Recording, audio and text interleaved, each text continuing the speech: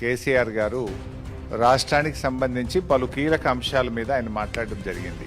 అరే ఎరువులు దొరుకుతలేవు, బీఆర్ఎస్ ఉన్నప్పుడు ఆటో డ్రైవర్కి ఫోన్ చేస్తే ఇంటికాడ ఎరువుల బస్తాలు దించిపోయినరు, బాయికాడ దించిపోయినరు. కాంగ్రెస్ వచ్చినాక మళ్ళీ చెప్పులు లైన్లో పెట్టే పరిస్థితి వచ్చింది. మళ్ళీ యాపులేంది మ్యాపులేంది, రైతుల్ని ఎందుకు గోసబెడుతున్నారు అని కేసీఆర్ గారు మాట్లాడారు.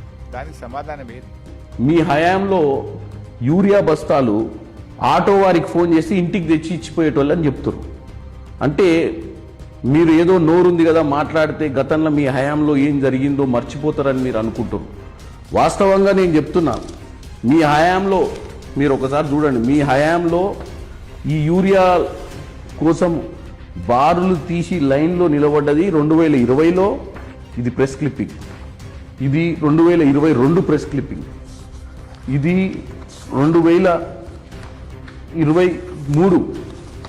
ఇది 2021. ఈ ప్రెస్ క్లిప్పింగ్స్ అన్నీ కూడా ఈరోజు ఎందుకు చూపించాల్సి వస్తుందంటే, మీరు తెలంగాణ ప్రజలను మీ హయాంలో ఏం జరిగిందో మర్చిపోయారు. ఇప్పుడు ఏం మాట్లాడినా చెల్తుంది అని చెప్పి మీరు మాట్లాడినట్టుగా ఉంది తప్ప మీ హయాంలో ఏ రోజు కూడా మీరు సక్రమైన పాలనను అందియలేదు.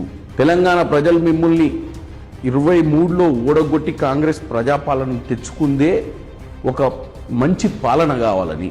ఇప్పుడు 2 ఏళ్ళు కాకముందే మీరు ఓర్వలేక రోజు తప్పుడు ప్రచారం చేస్తున్నారు.